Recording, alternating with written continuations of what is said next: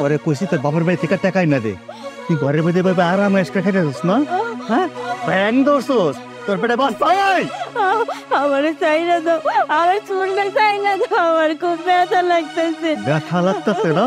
এখন তো চুল ধরছি, যখন গরমের পর ধরবেন না তখন বুঝবি কেমন লাগে। বল ভালোই ভালো কেটাছি।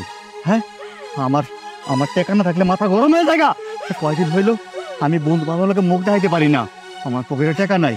তোর আমি বারবার কইছি তোর বাবার বাড়ি থেকে টাকা আনবি। তুই তো একমাত্র মাইয়া, তোর বাপরে এত টাকা দিয়ে কি করবো? হ্যাঁ সব তো আমারে দিব, আমার দিব। দেয় না কেন? তোর বাপের টাকা না দেয় না? আমি আমি তোরে তো মারুম মারুম। তোর পেটে বাচ্চা আছে না? লাগে আমার মানিককে মাইরো না, ও তো এই দুনিয়াতে আগে নাই। আরে আমার সোনা রে, কত কষ্ট পাইছে। তাহলে সুন্দর মতন আমার কথা শুনে চলতে পারো না? যাও বাপের বাড়ি যাও, যাইয়া আমার টেকার কথা কও। টেকা পাইলে আমার আর কিছু সমস্যা নাই। আমার বাপে তোমার আর কত টাকা দিব কও? এই কত টাকা দিব মানে? হ্যাঁ তোর বাপের টাকা লই কবর দেব? এই তোর মতো মেয়ের আমি বিয়া করছি, তোর সাত কপালের ভাগ্য। আর উল্টা পাল্টা কথা কবি তো একেবারে। শোন ভালো ভালো কইতাছি, সুন্দর মতন যাইয়া বাপের ক টাকা দিতে, না এলে তমকে ভোতা করে লমু। আমার বাপে এত টাকা কই পাইবো? আমি কোন মুখ নিয়ে আমার বাপের কাছে আমি টাকা চাবো? এইখানে এইখানে যদি আমি ওর সাথে সংসার করি, আমি তো মরবো মরবো, লোকে আমার পেটের মালিকটাও মরবো। আমি এখানে থাকবো না, আমি এখান থেকে চলে যাবো। আমি আমি তোর লেগে অনেক দূরে চলে যাবো এখান থেকে।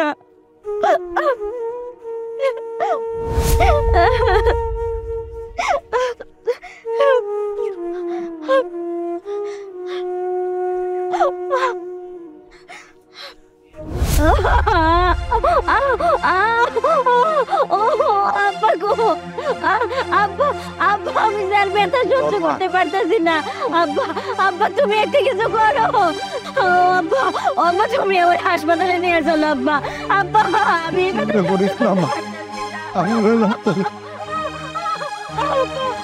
তুমি তুমি আমার বাঁচাও, টাকা চাও, তুমি আমার সন্তানটারে বাঁচাও। ও সেই দুনিয়ার আলোয় যায় নাই। আব্বা ও আব্বা তুমি না সাব্বির ভাইয়া 50,000 টাকা দাম দিয়েছিল, ওই টাকাটা তুমি সাব্বির ভাইকে তুমি রাখছাও। আমার হাসপাতালে নিয়ে চলো।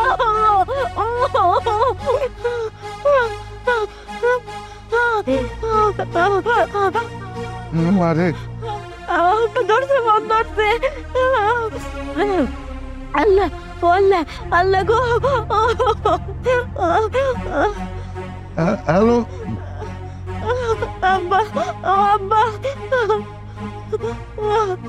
আব্বা আব্বা নাম্বার বন্ধ করে দিছে রে মা। এত চিন্তা করিস না, আমি টাকার ব্যবস্থা করতেছি। রাখ। ও আব্বা তুমি আমার রেখে যাইও না, আমার রেখে তুমি যাইও না। আমার আমার আমার বুকের ভিতর জানি কেমন করতেছে।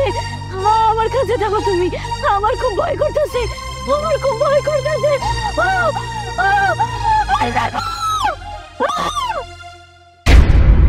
মা মারে মা মারে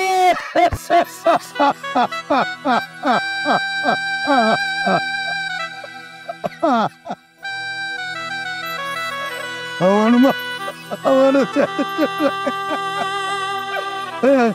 চোখ, আমি তো হসপিটালে যাবো মা। মারে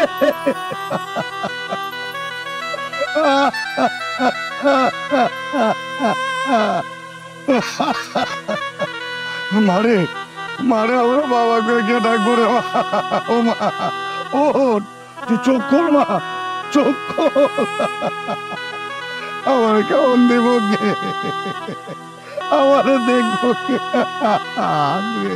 তুই আমারে চাইরা যাস না মা।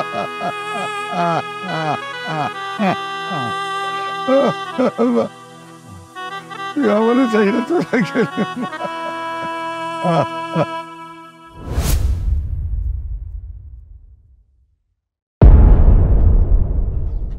কাকা, আপনি আপনার এই অবস্থা কেন? আর কোথায় যাচ্ছেন? আমাকে চিনতে পারছেন না? আমি সাব্বির।